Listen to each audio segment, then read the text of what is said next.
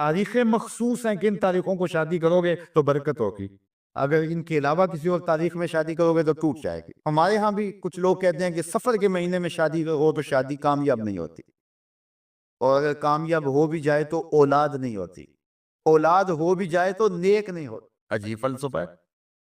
سیدہ فاطمہ تو زہرا رضی اللہ تعالی عنہا کی شادی حضرت سیدنا علی المرتضیٰ رضی اللہ تعالی عنہ سے سفر کے مہینے میں ہوئی۔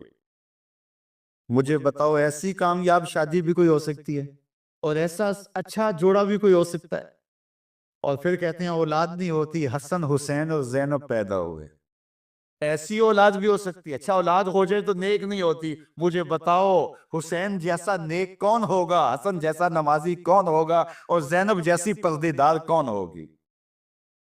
تو یہ لوگوں کی اپنی خواہشات ہیں، زبان پہ جو کہہ دیے لوگ وہی مان گئے۔ میں نے دیکھا ہے کہ بعض اوقات لوگ ایک گھنٹے کی تقریر سننے کے بعد بھی پھر بھی کہتے ہیں نہیں نہیں اصل ہمارے خاندان میں وہ واقعی منحوس ہے، فرق تو پڑتا ہے۔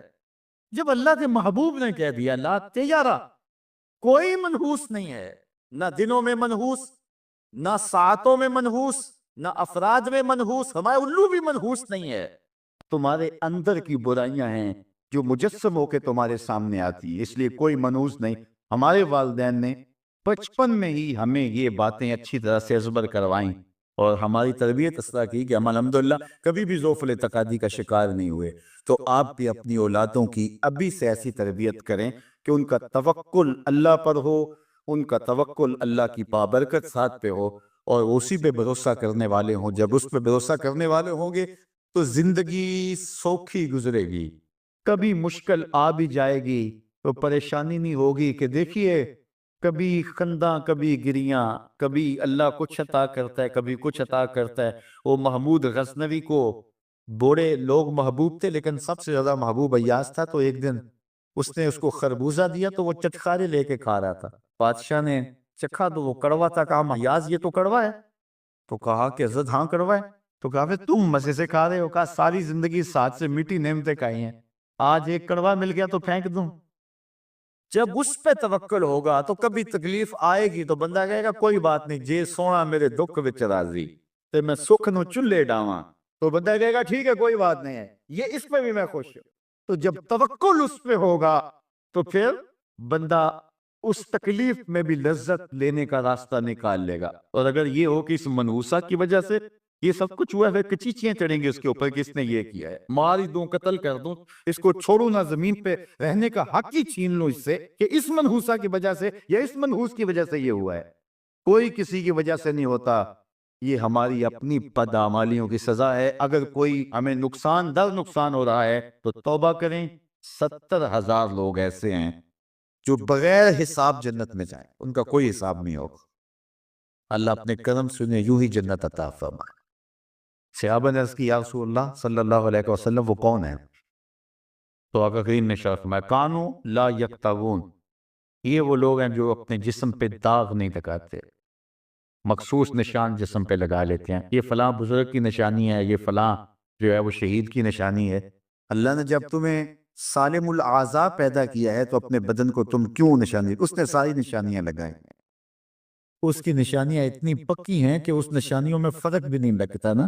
یہ تمہارے انگوٹھے کی نشانی ہے، 6 ارب انسانوں کو لے آؤ نشان انگوٹھا لے آؤ، کسی ایک کا بھی نہیں ملے گا۔ یہ نشانی بھی تمہارے رب نے لگائی۔ جیسی صورت تمہاری ہے ایسی صورت کسی اور کی نہیں بنائی، تمہیں منفرد بنایا اس نے۔ پوری کائنات میں سارے لوگ تمہارے جیسے ہیں لیکن تم پھر بھی الگ دکھائی دیتے ہو۔ سب کی 2 آنکھیں، سب کا ناک، سب کے ہونٹ، سب کا رنگ ملتا جلتا، لیکن سب کی شکلیں الگ ہیں۔ یہ زید ہے، یہ بکر ہے، یہ عمر ہے، یہ آس ہے، یہ فلاح ہے۔ دوسرے وہ ولا یسترکون، اور وہ رکیہ نہیں کرتے، یہ چھو منتر جادو ٹونا ہر وقت عاملوں کے پاس بھاگے پھرتے ہیں، اور وہ انہیں جو ہے وہ غلط سلط ٹوٹ کے ٹونے بتاتے ہیں اور وہ کرتے رہتے ہیں۔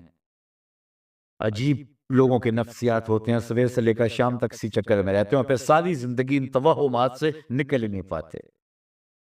اللہ نے تمہیں پیسے دیے ہیں، نئی گاڑی تم نے خریدی ہے، چھوٹے بچے کا جوتا کیوں باندھ دیا آگے؟ تو جوتا باندھنے سے اگر یہ ایکسیڈنٹ سے حادثے سے گاڑی بچ سکتی ہوتی ہے تو پھر پاکستان کے جتنے پی آئی اے کے جہاز ہیں سب پر باندھ دینا چاہیے۔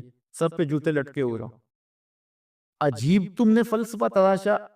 کسی نے جو ہے وہ کالی رنگ کی پٹی باندھ دی نیچے، اس سے اس کو نظر نہیں لگے گی. گھوڑے کے پاؤں کے نیچے جو کھری لگی ہوئی ہوتی ہے، کچھ لوگوں نے اپنے گھروں میں وہ باندھی ہوئی ہوتی کہ اس سے ہمارے گھر کے اندر کوئی مصیبت نہیں آئے گی، کوئی تکلیف نہیں آئے گی. کسی نے ہنڈیا اپنے گھر کے اوپر الٹی رکھی ہوئی ہوتی ہے، یہ ہنڈیا بچا لے گی. اور میاں ہنڈیا کیا بچائے گی تجھے؟ اللہ کے قہر سے کچھ نہیں بچا سکتا.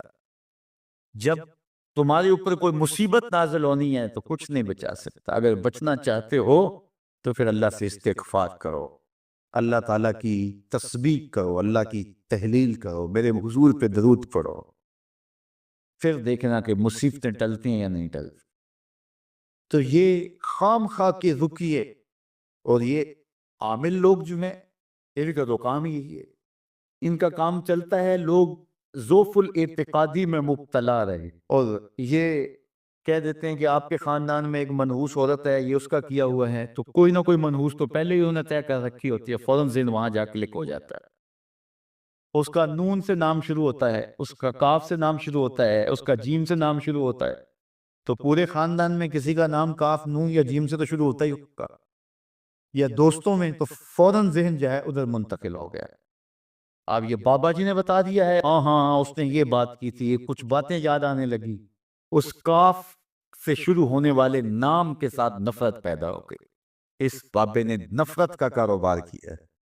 اس نے تو 100 روپے 200 روپے لے لیے، لیکن دو انسانوں کے اندر نفرت ڈال دی. اس کا گریبان کل قیامت کے دن پکڑا جائے گا. ان ملنگوں کے پاس، ان ذوف الاعتقادی کو پھیلانے والوں کے پاس کبھی نہ جاؤ. تمہیں مصیبت پڑی ہے، تمہیں لگ رہا ہے کہ شاید میرے اوپر جادو ہے، تو پڑھو نا سورہ بقرہ. جادو جڑ سے اکھڑ جائے گا. 40 دن اپنے گھر میں سورہ بقرہ پڑھو، برکت ہوگی. کہتے ہیں مولوی صاحب 40 دن تو نہیں پڑھی جا سکتی، 2.5 پارے، ہمیں کوئی تعویذ ہی کرتے ہیں. ہم شارٹ کٹ چاہتے ہیں نا. روزانہ صبح 2.5 پارے سورہ بقرہ پڑھے، یہ تو ہم سے نہیں پڑھی جائے گی. تو آپ کوئی تعویذ ہی لکھیں. کاروبار میں برکت نہیں، میں کہتا ہوں پڑھو نا سورہ واقعہ، 3 رکوع ہیں، برکت ہو گیا. ہم کہتے ہیں ہمیں تعویذ ملنا چاہیے. بس وہ ہم گلے میں رکھ لیں، بٹوے میں رکھ لیں، پرس میں رکھ لیں، اور ہمارا کام ہو جائے. ہمیں کچھ بھی نہ پڑھنا پڑے، ہمیں وضو تک نہ کرنا پڑے، نماز نہ پڑھنی پڑے، اور برکت ہو جائے. ایسے برکت تو نہیں آتی. بیٹے کی شادی کی، بہو گھر لائے، ابھی 2 دن نہیں گزرے تھے، کاروبار میں نقصان ہو گیا، یا گھر کا کوئی فرق فوت ہو گیا، یا کوئی جانور مر گیا، تو کہا کہ یہ منحوسہ آئی ہے تو ہمارا یہ نقصان ہو گیا. اگر وہ نہ آئی ہوتی تو پھر یہ نقصان نہ ہوتا، پھر تم قیامت تک جینا تھا. یا اس سے قبل تمہارے کبھی نقصان نہیں ہوئے. تمہارے گھر کے اندر بیٹیاں موجود ہیں، یہ بھی کل کسی کی بہو بنیں گے، اور ان کا بھی کوئی نقصان ہو سکتا ہے، اور یہ بھی منحوسہ قرار دی جا سکتی. پھر تانو تشنی کے تیر جو ہے وہ اس کے اوپر لگائے جانے لگے. کتنی زیادتی ہے، کتنا ظلم ہے. کسی کا دل توڑنا، کسی کا دل دکھانا، کسی کو منحوس قرار دے دینا. از خود تمہارے پاس کیا سند ہے؟ تمہیں الہام ہوا ہے؟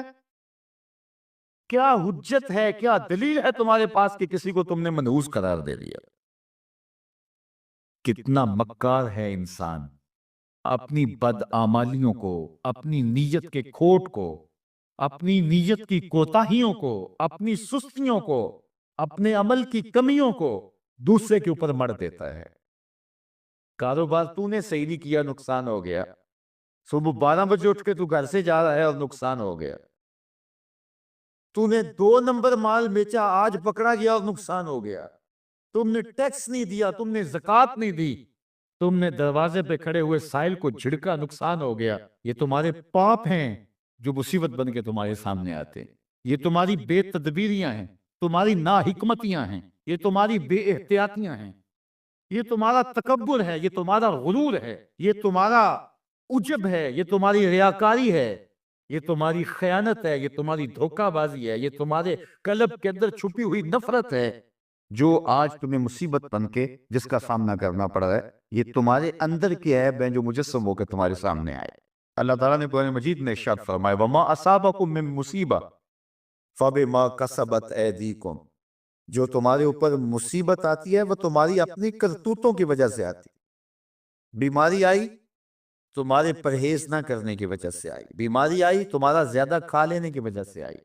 بیماری آئی تمہارا نامناسب غذا لینے کی وجہ سے آئی، بیماری آئی وقت پہ سوئے نہیں، وقت پہ اٹھے نہیں،